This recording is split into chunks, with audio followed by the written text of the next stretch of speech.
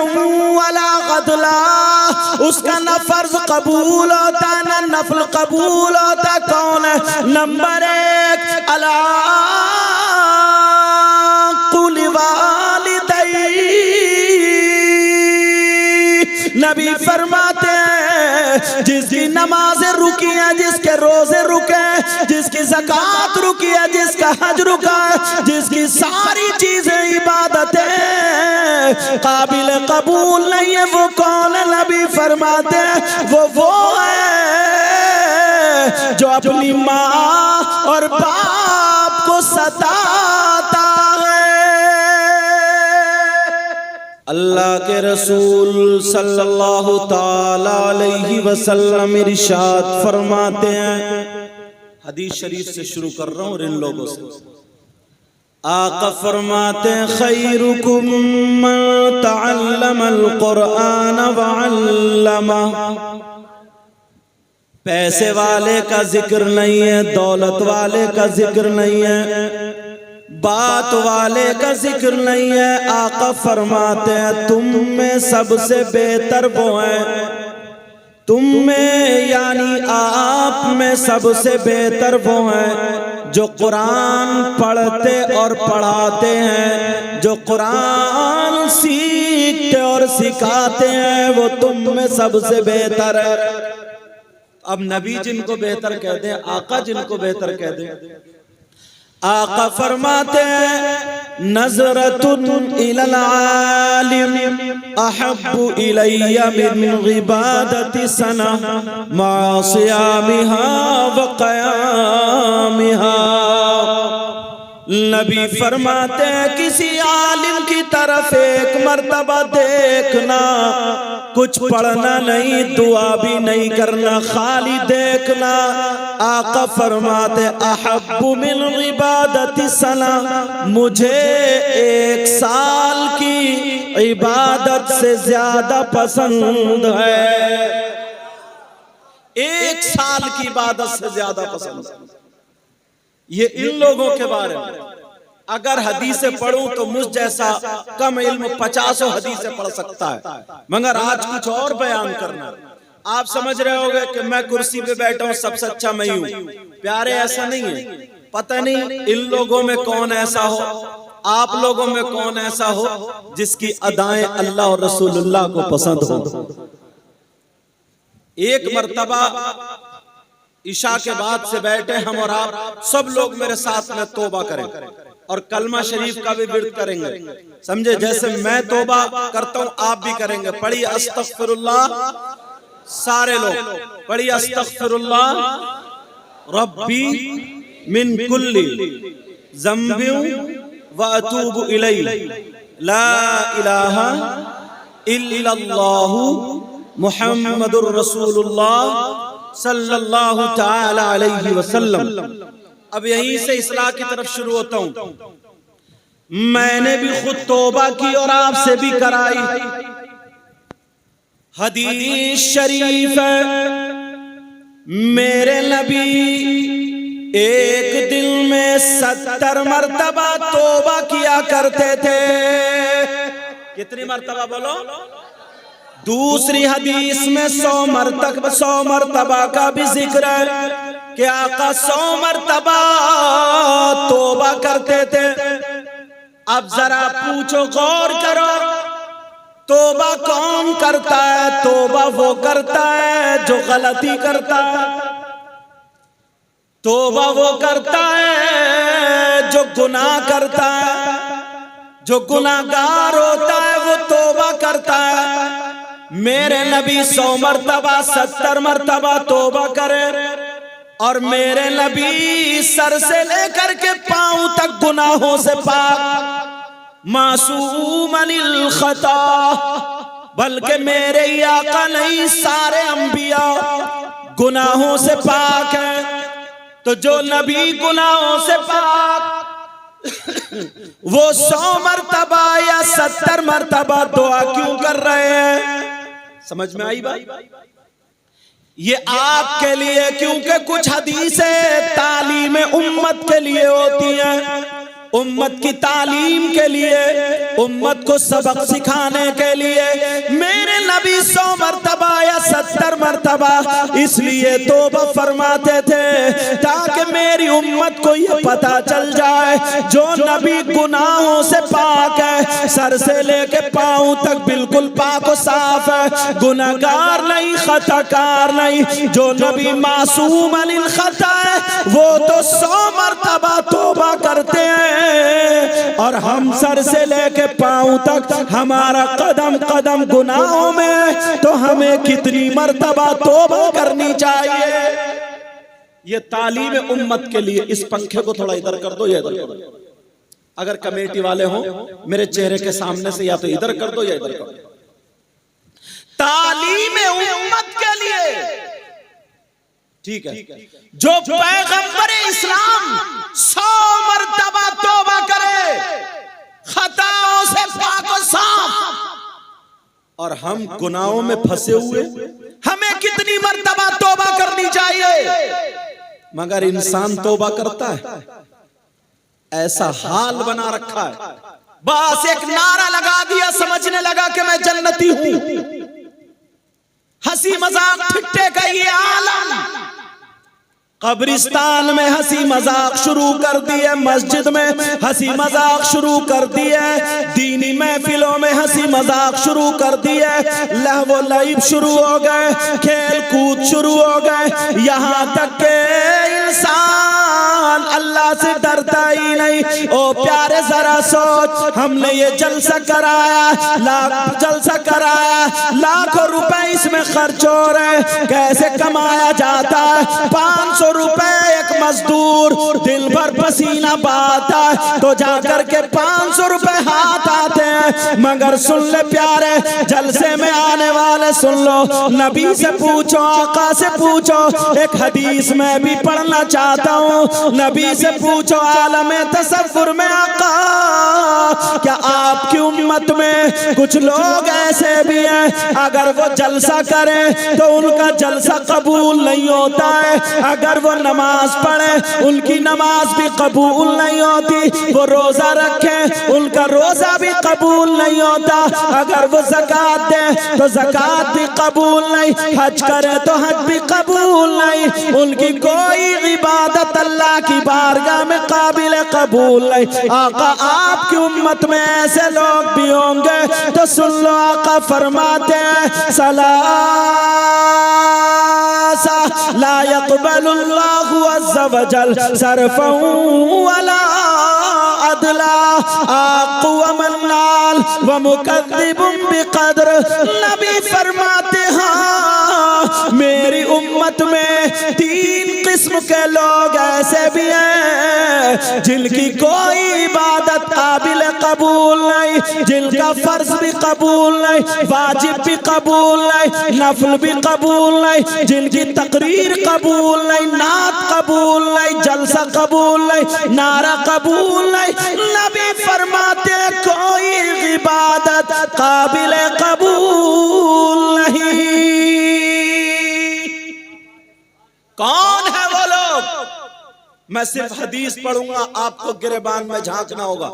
मुझे पता नहीं है आपके क्या करतूत हैं, आपको पता नहीं है मेरे क्या करतूत हैं, लेकिन अपना अपना सबको मालूम है।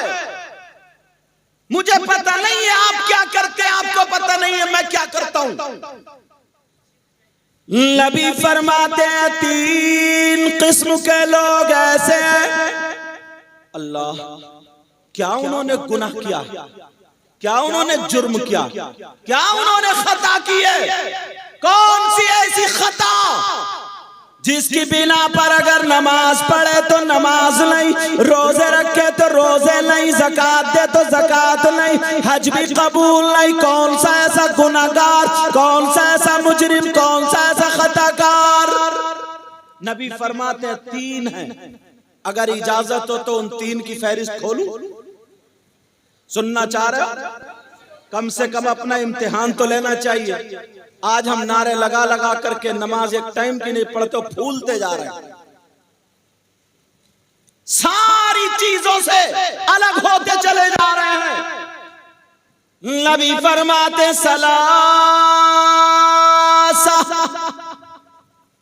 कौन सा ऐसा मुजरिम है उलमा बैठे हैं, मैं भी मदरसे से ताल्लुक रखता हूं। पूछो इन उलमा से, अगर कोई शख्स शराब पी ले, शराब पीना बहुत बड़ा गुनाह, वयसअलूनका अनिल खम्रि वल मैसिर कुल फीहिमा इस्मुन कबीर, बहुत बड़ा गुनाह, गुनाह अजीम है, हराम है पीना। उसकी खता, उसका जुर्म जो है, उसकी सजा उसको मिलेगी। बहुत बड़ा गुनाह शराब पीना।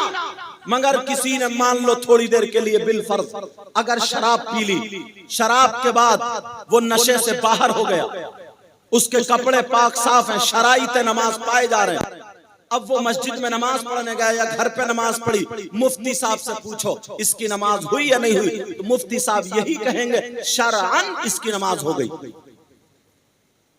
शरअन इसकी नमाज हो जाएगी। अगर शराइत पाए जा रहे तो, क्योंकि वो नशे से बाहर है। ऐसे ही अगर किसी ने चोरी कर ली, अस्सारिकु वस्सारिकतु फक्तु ऐदियहुम, इसकी सजा बहुत बड़ी है। इस्लामी हुकूमत हो तो हाथ काटने की सजा। अगर चोरी करने के बाद उसके कपड़े पाक साफ हैं, शराइत नमाज पाए जा रहे हैं, मुफ्ती साहब से पूछो इसकी नमाज हुई या नहीं हुई, तो मुफ्ती साहब कहेंगे शरन नमाज हो जाएगी। मगर कौन सा ऐसा गुनाह, कौन सा ऐसा जुर्म है, कौन सी ऐसी खता अगर जुर्म कर ले, गुनाह कर ले, कौन सा ऐसी खता अगर वो खता कर ले, तो अब नमाजें भी रुकी पड़ी है और रोजे भी रुके पड़े, ज़कात भी रुकी पड़ी है, सारी इबादतें रुकी पड़ी है। बता दूं कौन सा ऐसा जुर्म है? सुनना चाह रहे हो, देखना चाह रहे हो? 50% लोग ऐसे के नारे खूब लगा लेते हैं, मगर इस गुनाह में फंसे हुए, जलसे भी करते हैं, अल्लाह इनको तौफीक दे, खूब जल से दीनी काम करें, मगर इस गुनाह में फंसे हुए। पूरा मजमा ये मैसेज लेकर के जाए, नबी फरमाते ला यक़बलुल्लाहु अज़्ज़ा वजल सर्फ़न वला ग़दला, उसका न फर्ज कबूल होता न नफल कबूल होता। कौन है? नंबर 1 अला कुल वालिदै, नबी फरमाते हैं जिसकी नमाजें रुकी हैं, जिसके रोजे रुके, जिसकी ज़कात रुकी है, जिसका हज रुका है, जिसकी सारी चीजें इबादतें काबिल कबूल नहीं है, वो कौन है? नबी फरमाते हैं वो है जो अपनी माँ और बाप को सताता है, जो अपने माँ बाप को तकलीफ देता है, जो अपने माँ बाप का नाफरमान है।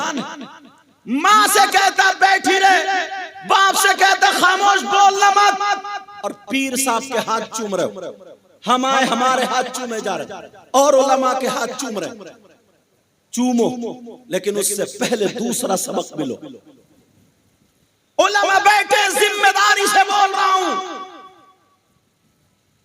अगर 1000 पीर या उलमा या मुफ्ती ऐसे हों जिनकी दुआएं कबूल होती हो, मैं नकलियों की बात नहीं कर रहा हूं, असलियों की बात कर रहा हूं। नकली को तो मारो गोली, नकली को छोड़ो, असली की बात कर रहा हूं। बाकी नकली तो ऐसा ऐसा निकल के आ रहा, कम बखत औरतों से हाथ पांव भी दबा रहा, मुझे उसकी तरफ नहीं जाना। और तुम हो बहन बेटी, यार कैसा मुसलमान है, 3 रोटी खाता 1.5 की अकल रख, कैसा मुसलमान? तुम्हें मालूम है पीर से पर्दा है, मुरीदा का पर्दा, शरीयत है ये शरीयत, तबीयत नहीं चलेगी यहाँ। ऐसा नहीं है कि पीर पांव फैलाए लेटा है और माँ बहनें हाथ पांव दबा रही है, खूब पूरी रात अकेली बहू हाथ दबा रही है और ये जलसा सुन रहे हैं, उधर पीर के हाथ दबा, पांव दबाया जा रहा, क्या हो रहा है? बोले फैजान लूट रही है। जरा होश की पियो। अल्लाह अल्लाह नबी फरमाते हैं जो माँ बाप का नाफरमान है उसकी इबादत काबिल कबूल नहीं। कान खोल के सुन लो, अगर 1000 पीर मौलाना मुफ्ती अगर इधर लाइन में खड़े हो, तुम्हारे माँ बाप इधर खड़े हो और ये सब के सब तुम्हारे लिए दुआएं करते हो, और तुम्हारे माँ बाप अगर नाराज हो तो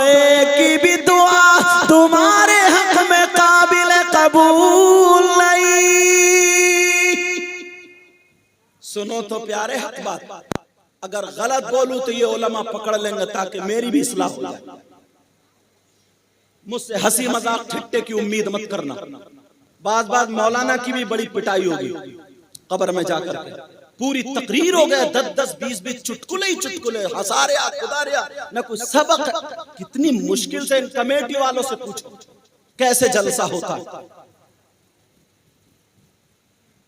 अब नबी फरमाते हैं अगर जिसके माँ बाप नाराज है उसका नबी भी नाराज, खुदा भी नाराज। और जब नबी नाराज, खुदा नाराज, कितनी नमाजें पढ़ लो, कितने रोजे रख लो, मैं तो ये कहता हूँ खाने काबा में जाकर के खिलाफ चूम चूम के मर जाओ। अगर माँ बाप नाराज, नबी नाराज, खुदा नाराज, तो उसकी दुनिया भी बेकार, उसकी आखिरत भी बेकार।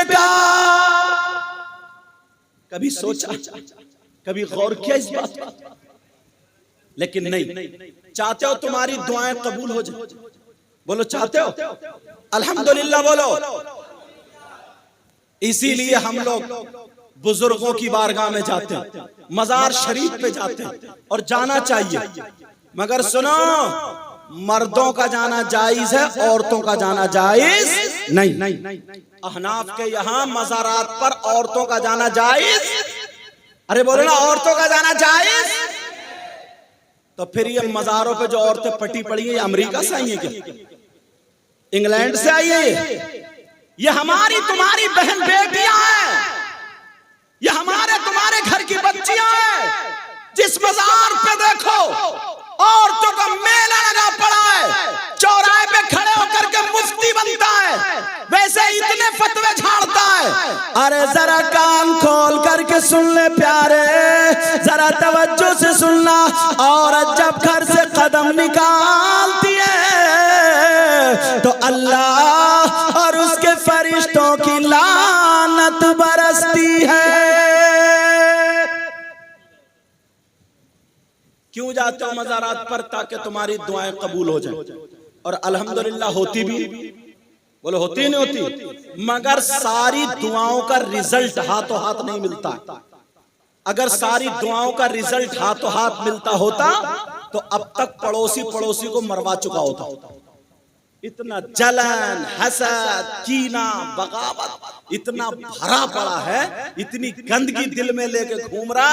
अल्लाह माफ फरमाए। जरा भी आगे बताऊंगा, लेकिन बता दूं, सुन लो प्यारे, जरा तवज्जो रखो मेरी इन बातों पर। इसलिए जाते ताकि दुआएं कबूल हो जाए। जाओ, मगर एक बारगाह मुझसे भी सुनो, एक बारगाह ऐसी है जहां पर 100 के 100% दुआ कबूल। अगर ना हो तो मेरा दामन पकड़ लेना। कौन सी बारगाह है वो? कौन सी खानकाह है वो? कौन सा मकाम है वो? कौन सी जगह है जहां पर 100 के 100% दुआ कबूल? जब मैं दावा कर रहा हूं तो दलील भी ऐसी दूंगा कि आपके चेहरे मुस्कुरा जाएंगे। बोलो, उस जगह का एड्रेस बता दूं, पता बता दूं, चाह रहे हो कि दुआ कबूल हो जाए?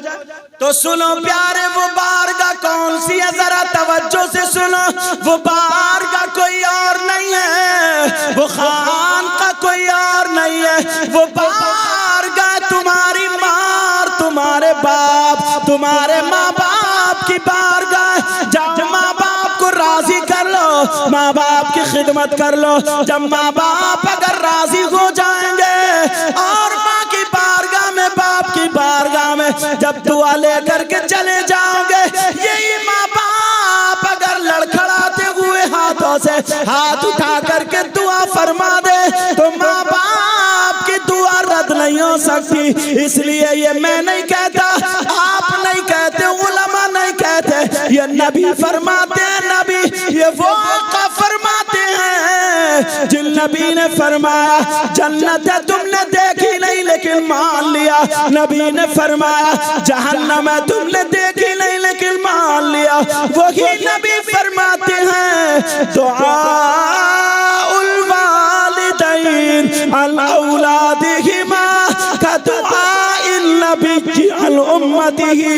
नबी फरमाते हैं माँ बाप की दुआ औलाद ऐसी होती है जैसे मुझ मोहम्मद की दुआ मेरी उम्मत के हक में होती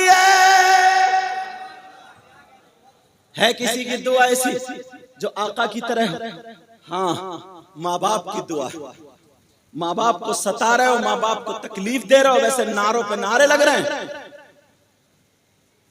माँ बाप घर में परेशान है, वैसे हम लोगों के हाथ पे हाथ चूमे जा रहे हैं।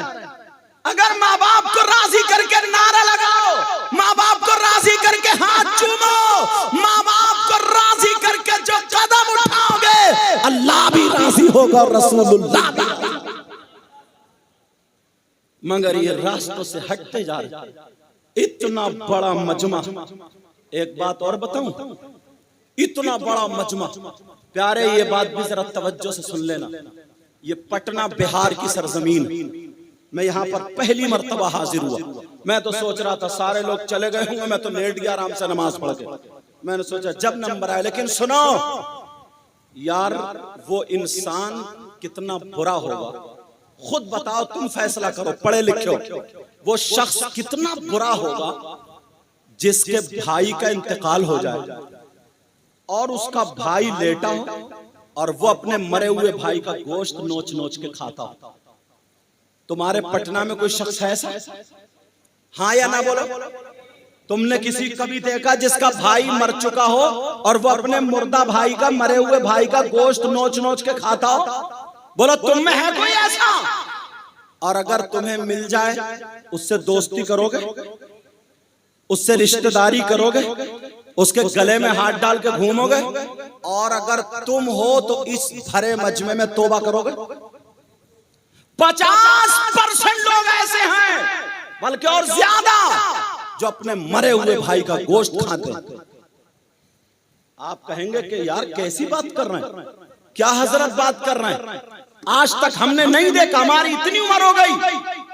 मगर जलसे में आने वालों सुनो, मैं बता रहा हूं, नाम बताऊं, खोल दूं पोल, सुनना चाह रहे हो? तौबा करोगे? कितना बुरा इंसान है वो जो मरे हुए भाई का गोश्त खाता। प्यारे मेरी बात हो तो पलटा दो, किसी आलिम की हो तो पलटा दो। अल्लाह ताला का कलाम है, पूरी दुनिया गलत हो सकती है मगर अल्लाह का कलाम गलत नहीं हो सकता। अल्लाह फरमाता है बिस्मिल्लाहिर रहमानिर रहीम, वला यग़तब बादुकुम बादा अयुहिब्बु अहदुकुम अन याकुला लहमा अखीहि मैतन फकरिहतुमू। इन उलमा से पूछो कुरान की आयत है कि नहीं? अल्लाह फरमाता है अगर कोई आपस में एक दूसरे की गीबत करता है, चुगली करता है, पीठ पीछे बुराई करता है, ओ गीबत करने वालों, चुगली करने वालों, पीठ पीछे बुराई करने वालों, आज तुम कितनी गीबत करते हो, चुगली करते हो। चौराहे पे देखो तो गीबत, दुकान पे देखो तो गीबत, दो चार इकट्ठे हुए तो गीबत। जलसे में आने वालों सुनो, अल्लाह का कलाम गलत नहीं हो सकता। अल्लाह फरमाता गीबत करने वाला ऐसा है जैसे मरे हुए भाई का गोश्त खाने वाला।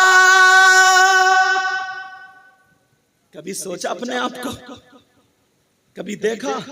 थोड़ी सी तारीफ कर दी और फूल के कुप्पा, बस इठलाने लगे, इतराने लगे, इतरा के चलने लगे। वला तमशी फिल अर्दी मरहा नहीं पड़ा। जरा गौर करो, ये अल्लाह फरमाता, अल्लाह आपस में गीबत करना, चुगली करना, बुराई करना, तेरी मेरी दर से उधर लगाना, गीबत करना, ऐसा है जैसे मरे हुए भाई का गोश्त खाना। कितने लोग आज गीबत में मुलव्विस हैं और अल्लाह माफ फरमाइए हमारी जमात में भी दाखिल हो गया। दो चार मौलाना इकट्ठे हुए, किसी अच्छे आलिम को देखा तो उससे कोई मसला नहीं पूछेंगे, कुरान की तफसीर उससे कुछ आगे का कुछ पूछेंगे नहीं, बस किसी को मुद्दा बनाया, घंटों बुराइयां करते रहते, घंटों गीबत करते रहते, घंटों चुगली करते रहते। अल्लाह मुझे भी हिदायत नसीब फरमा और हम सबको हिदायत नसीब फरमा। बोलो आज के बाद गीबत होगी? हाथ उठाओ, हाथ उठाओ, हाथ उठा के तौबा करो। बोलो या अल्लाह आज के बाद हम गीबत नहीं करेंगे, आज के बाद हम चुगली नहीं करेंगे, आज के बाद हम किसी की बुराई नहीं करेंगे। दो औरतें, अबुल लैस समरकंदी लिखते हजरत, दो औरतें, बात समझ में आ रही है आप लोगों की या नहीं? दो औरतें नबी की बारगाह में गई। जैसे ही आका की बारगाह में गई, अपने मसाइल पेश किए। बाद में नबी ने फरमाया, क्यों तुम दोनों अपने मरे हुए भाई का गोश्त खा के आई हो? कहने लगी, आका कौन अपने भाई का गोश्त खा लेगा, वो भी मरे हुए, हमने नहीं खाया। नबी ने फरमाया, तुम खा के आई हो? कहने लगी, आका नहीं खाया। नबी ने फरमाया, खा के आई हो? दोनों कहने लगी, आका कसम है रब्बे जुल जलाल की, आज हमने गोश्त ही नहीं खाया। मेरे नबी ने फरमाया, खड़ी हो, उठो, उधर जाओ, हल्क में उंगली डाल के कै करो। और जब उन्होंने हल्क में उंगली डाल के पलटी की है तो गोश्त की बोटियां और लोथड़े निकल रहे थे। अल्लाह, चीख निकल गई। कहने लगी, आका कसम रब्बे काबा की, कसम रब्बे जुल जलाल की, आका हमारे माँ बाप पर कुर्बान हो आका, आज हमने गोश्त खाया ही नहीं था, मगर ये बोटियां कहां से निकल रही हैं? नबी ने फरमाया, मुझे मालूम है, मगर जब तुम घर से चली थी, दोनों मिली तो तीसरे की गीबत करती हुई आई थी, चुगली करती हुई आई थी। आका फरमाते, गीबत करना ऐसा है जैसे मरे हुए भाई का गोश्त खाना। अल्लाह, जरा जरा बात पे गीबत कर जाते। ये कुरान की बात है डायरेक्ट। जरा जरा बात पे चुगली कर जाते। कभी सोचा अपने गिरबान में झांका? कब तक मजे लेते रहोगे? कब तक हंसी मजाक ठिट्ठे करते रहोगे?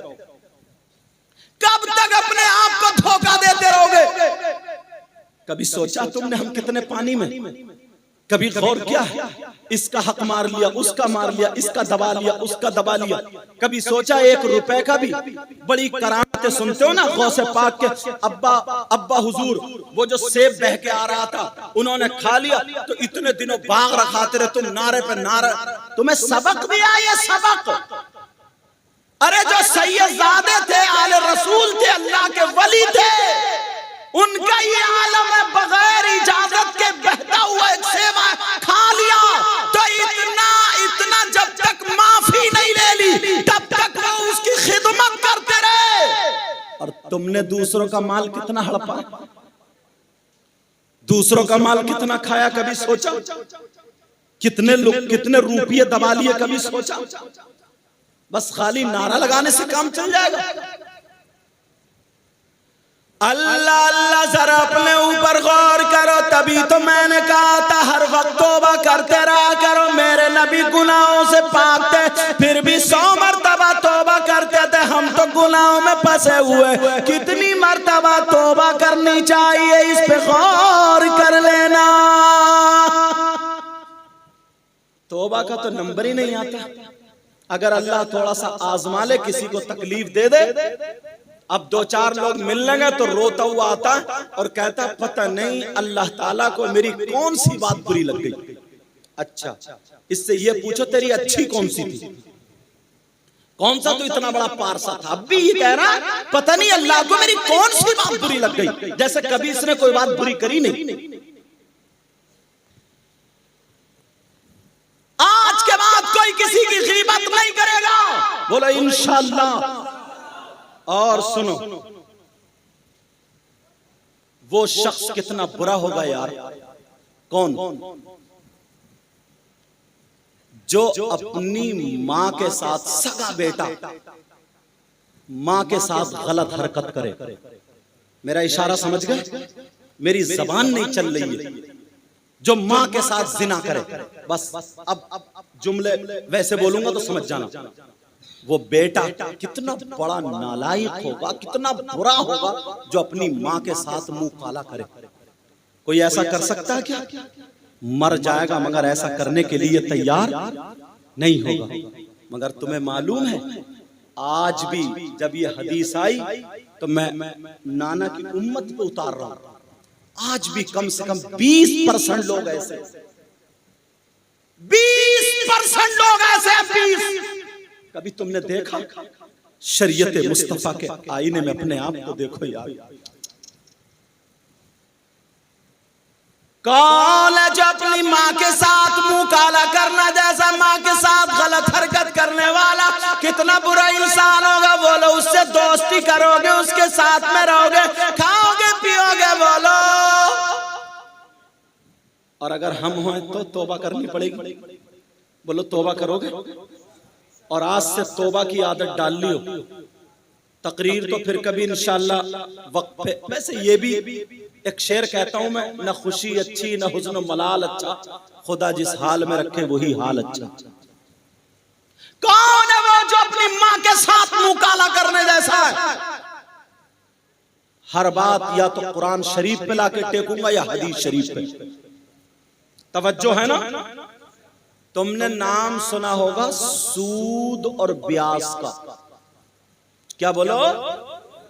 सूद और ब्याज का नाम सुना? कितने लोग ये कारोबार कर रहे हैं, कितने लोग सट्टा खेल रहे हैं, कितने लोग जुआ खेल रहे हैं, कितने हराम के लुक़मे जा रहे हैं हल्के को। अगर एक लुक़मा हराम का चला जाता ना तो 40 दिन तक दुआएं कबूल नहीं होती। इबादतें जमीन और आसमान के दरमियान लटकी रहती। कभी सोचा? फिर कहते हो हमें ये परेशानी, हमें ये परेशानी, हमें ये मुसीबत।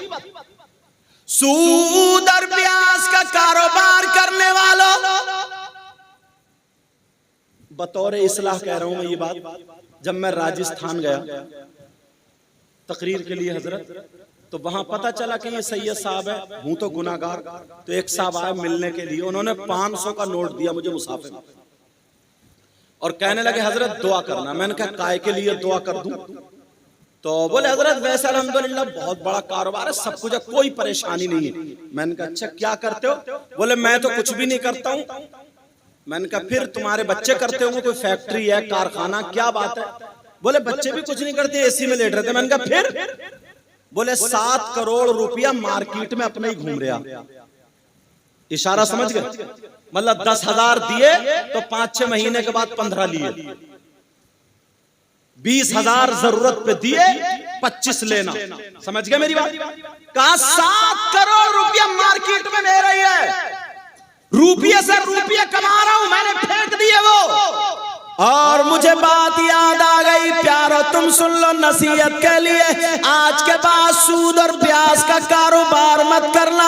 अरे ये सब यहीं रह जाएगा, बिल्डिंगें यहीं रह जाएंगी, रुपया पैसा यहीं रह जाएगा, कब्र में जाकर के तुम्हें भुगतना पड़ेगा, अजाब तुम्हें होगा। प्यारे मुबारकबाद पेश करो इन कमेटी वालों को। मुझे सबके नाम याद नहीं है, फैयाजुद्दीन का नाम याद है। अल्लाह इन सब कमेटी वालों के यहाँ बरकत अता फरमाए, जो इन्होंने जलसा किया तुम तक पैगाम पहुंचा रहा हूँ। सूद और ब्याज का कारोबार करने वालों, नबी फरमाते, आका फरमाते, 2 हदीस है। एक हदीस है सूद और ब्याज का जो गुनाह होता है, उस गुनाह के 70 दर्जे होते हैं, 70 हिस्से होते हैं। एक हदीस में 73 का जिक्र है, 73 हिस्से होते हैं। चलो 70 वाली पढ़े देता हूँ। नबी फरमाते सूद और ब्याज का जो गुनाह है, उस गुनाह के 70 दर्जात है। इतना बड़ा, इतना बड़ा, इतना बड़ा, इतना बड़ा। आका फरमाते हैं उन 70 दर्जों में सबसे छोटा वाला दर्जा जो है, उसका गुनाह और पाप ऐसा है जैसे सगे बेटे का माँ के साथ जिना करना। पलटाओगे नबी की बात? है कोई माई कला? कभी सोचा ये जो लुक़मे गटर गटर जा रहे हैं, दूसरे का माल भी हड़प लेते? जलसे में आया करो तो कुछ ना कुछ लेके जाया करो, और यहां से तौबा करके जाया करो। नबी फरमाते ऐसा है जैसे माँ के साथ जिना करना, माँ के साथ एक हदीस में निकाह करना। आला हजरत ने काफी लिखा है इस पे। फतावा रज़विया पढ़ोगे तो काफी लिखा 36 मरतबा ज़िना करना, ये भी आया। प्यारो बताओ कौन नौजवान होगा मर जाएगा मगर जिस माँ ने 9 महीने पेट में रखा, जिस माँ ने 2 साल दूध पिलाया, उस माँ पे गलत नजर डाल सकता है? बोलो। ये मेरी तेरी बात नहीं है, ये नबी की बात है। नबी फरमाते हैं अगर कोई सूद और प्याज का कारोबार करता है, एक लुकमा खाता है, उसका गुनाह ऐसा होता है, छोटे वाला 69 दर्जों में दे, छोटा वाला उसका गुनाह पाप ऐसा है जैसे माँ के साथ मुंह काला करना। आज के बाद अगर हराम का लुकमा है तो ये जलसा तुम्हें याद आ जाना चाहिए और तौबा कर लेनी चाहिए। शायद मेरी बातें लगती होंगी मगर क्या करूं प्यारे, इसलिए बोलता हूं अगर एक भी अगर सुधर गया तो मेरा नजराना वसूल हो। अच्छा बातें समझ में आ रही है नहीं? बेटा ओ बेटा बैठ जा मेरे चांद, तवज्जो रखो। उलमा इस्तकबाल करेंगे, उलमा आएंगे इस्तकबाल करेंगे, हम नबी की हदीस का इस्तकबाल करेंगे, बात भी सुनो और उलमा का दीदार भी हो, उलमा का इस्तकबाल भी हो जाए। दोनों बातें ऐसी हो जाए, न इधर खलल पड़े न उधर बदतहजीब कहलाए जाए। समझ में आ रही है? हमें पीर साहब तशरीफ ला रहे, आप लोग बैठे रहेंगे, तुम नारा क्यों लगा रहे? हम आप लोग बैठे रहेंगे, हम लोग इस्तकबाल करेंगे ताकि महफिल भी ना बिगड़े। अब नारा लगाइए, नारे तकबीर, नारे रिसालत, पीर साहिब किबला।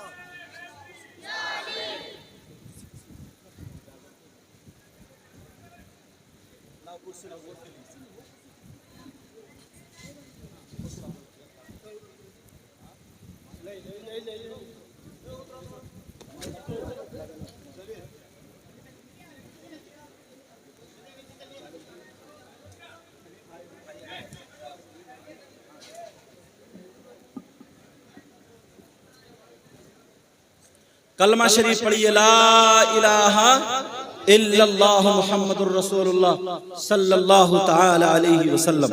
और पढ़िए एक मर्तबा, ला इलाहा इल्लल्लाह मुहम्मदुर रसूलुल्लाह सल्लल्लाहु तआला अलैहि वसल्लम। और पढ़ें, ला इलाहा इल्लल्लाह मुहम्मदुर रसूलुल्लाह सल्लल्लाहु तआला अलैहि वसल्लम। अब पीर तरीक़त भी तशरीफ ले आए, अल्हम्दुलिल्लाह सुम्मा अल्हम्दुलिल्लाह। अल्लाह ताला हजरत के फैजान से हम सबको माला माल फरमाए। तवज्जो रखिए, बैठिए, बात टाइम बहुत कम रहेगा। अजान में मुझे लगता है शायद 20 मिनट या 21-22 मिनट बाकी।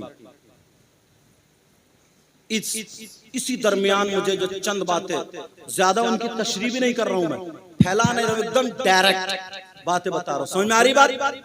समझ में आ रही है? आज के बाद कोई सूद और ब्याज का कारोबार करेगा? बोलो, तौबा करते हो पक्की? पीर साहब को गवाह बना करके मौजूदगी में बोलो, हाथ उठाओ, ये हाथ ताके गवाही दे, तौबा करो, बोलो या अल्लाह आज के बाद कोई हराम लुकमा हमारे पास नहीं आएगा। बोलो इंशाअल्लाह। रख लो यार, दाल रोटी खा लेना, चटनी खा लेना, नमक से खा लेना, मगर हराम का लुकमा आने मत देना, हराम का लुकमा आने मत देना। अब सुनो एक बात और उठाता हूं अगर इजाजत हो। मौलाए कायनात हजरत अली से मोहब्बत करते हो गए, अल्हम्दुलिल्लाह, समझे? हम लोग तो उन्हीं की औलाद ही हैं। सुनो, वो शख्स कोई भी यहां पे मजमे में ऐसा हो जिसको अगर मैं नहीं, मैं का लफ्ज हटा दो, कोई अगर पेशाब पीने के लिए दे तो वो पेशाब पिएगा? अरे बोलो ना, पेशाब पिएगा? क्यों? इसलिए कि वो नापाक है, यही इल्लत है उसकी, नजिस। क्यों नहीं पिएगा? बोलो इसलिए कि वो नापाक है। और हम जिस मुंह से अल्लाह और रसूल का नाम लेते हैं उस पे पेशाब नहीं लगा सकते, नहीं पी सकते ना। अब सुनो, फुक़हा फरमाते हैं आला हजरत ने 25वीं जिल्द में खुद लिखा है, जैसे पेशाब नापाक है वैसे ही शराब भी नापाक है। क्या बोलो? शराब का नाम तो सुना ही होगा। कितने लड़के हमारी नई नस्ल हजरत नशे के मारे बेकार हो गई, इतना नशा कर रही है। और अब तो खुलेआम दुकानों पे नशे बिकने लगे। पुड़िये क्या क्या कौन कौन से नशे, बस रख लिया मुंह में नशा और झूमता टूलता फिर रहा और मोबाइल पे उल्टी सीधी बातें कर ली, समझता मैं डॉन हूं, मैं कामयाब। शराब पीने वालों, फुकहा फरमाते हैं जैसे शराब, जैसे पेशाब नापाक है वैसे ही शराब भी नापाक है। अगर पेशाब 1 दरहम से ज्यादा लग जाए उसका धुलना जरूरी है, तो वैसे ही शराब अगर 1 दरहम से ज्यादा लग जाए उसका धुलना भी जरूरी है। जब तुम पेशाब नहीं पी सकते मुसलमानों नापाकी की वजह से, तो वो मुसलमान कैसा है जो शराब गटर गटर पी लेता है। और हजरत अली से प्यार करने वालों, मोहब्बत करने वालों, अब जरा सुनो कुरान की आयत, वयसअलूनका अनिल खम्रि वल मैसिर कुल फीहिमा इस्मुल कबीर। कुरान की इस आयत के शान नुज़ूल में लिखा हुआ है, मौला कायनात हजरत अली फरमाते हैं अगर कहीं पे तालाब हो और उस तालाब में पानी हो, उस पानी में शराब के चंद कतरे डाल दिए जाए, ये हजरत अली फरमाते हैं अगर शराब के चंद कतरे डाल दिए जाए और वो तालाब का पानी खुशक हो जाए, सूख जाए, उसकी जमीन पे घास जमाए, हजरत अली फरमाते हैं उस घास को, उस चारे को मेरी बकरियां चर ले, तो अली वो है कि उन बकरियों का दूध भी नहीं पिएगा।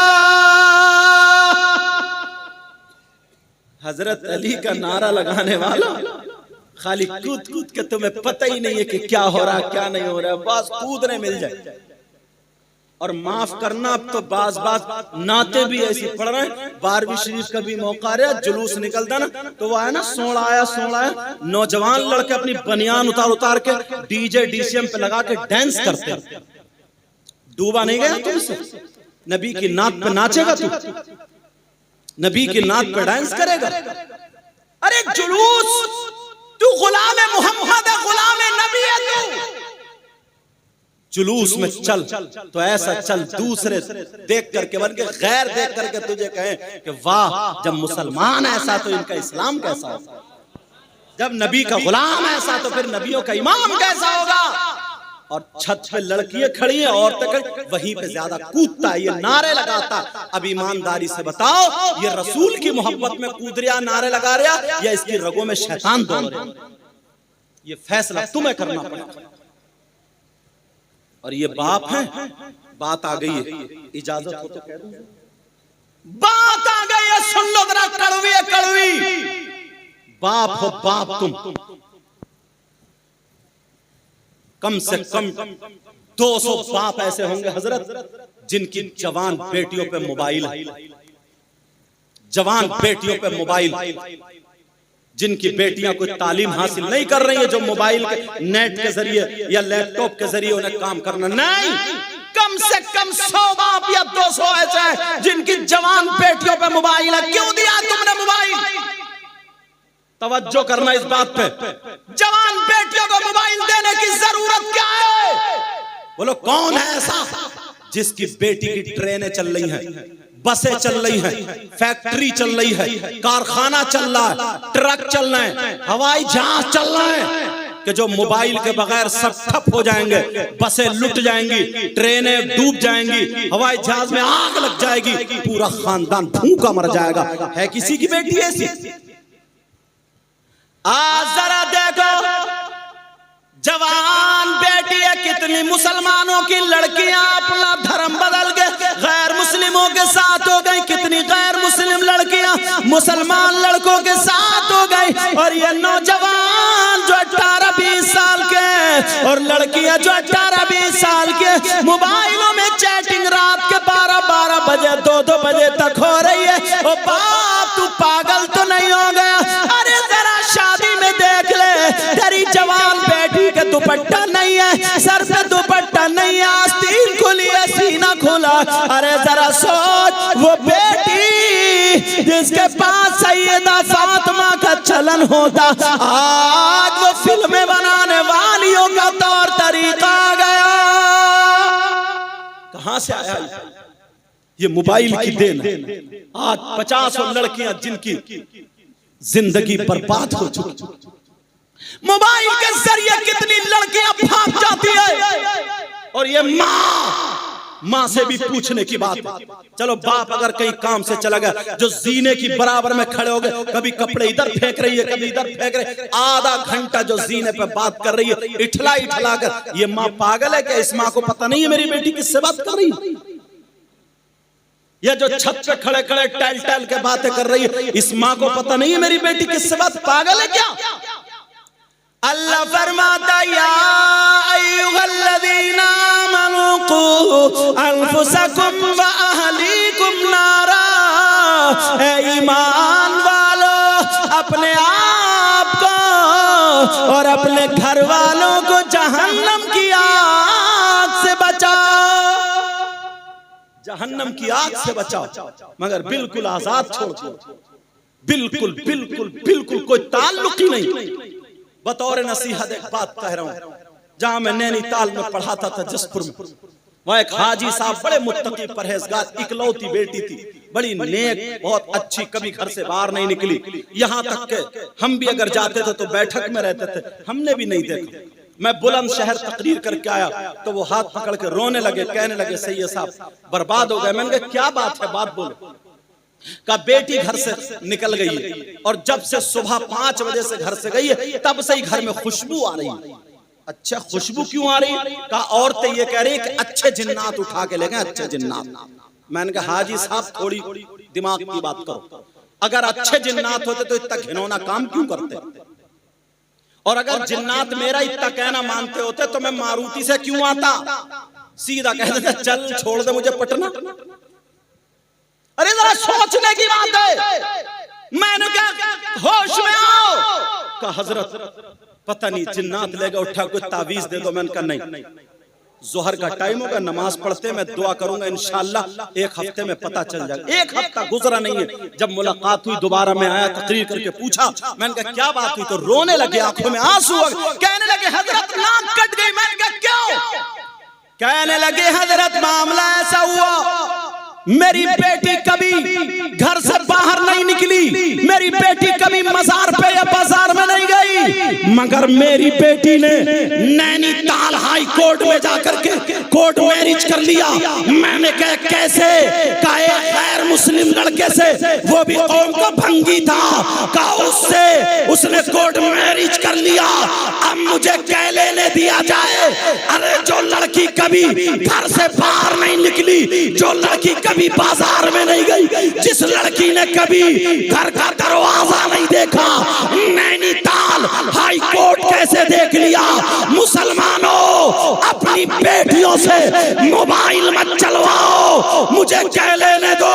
ये मोबाइल की देन है जो गैर मुस्लिम लड़के से टच हो गई है। अरे इनसे मोबाइल ले लो, अगर इन्हें देना है तो दीनी किताब दे दो, इस्लामी किताब दे दो, कुरान दे दो, हदीस दे दो, सैयदा फातिमा की जिंदगी पढ़वाओ, हजरत खदीजा की जिंदगी पढ़वाओ, हजरत मैमूना की जिंदगी पढ़वाओ, हजरत आयशा की जिंदगी पढ़वाओ। अगर हमारी बेटी सैयदा फातिमा को पढ़ेगी तो खाएगी हमारी बेटी ढंग फातिमा का होगा, सोएगी हमारी बेटी ढंग फातिमा का होगा, चलेगी हमारी बेटी ढंग फातिमा का होगा, पहनेगी ओढ़ेगी हमारी बेटी ढंग फातिमा का होगा, खाएगी पिएगी हमारी बेटी ढंग फातिमा का होगा।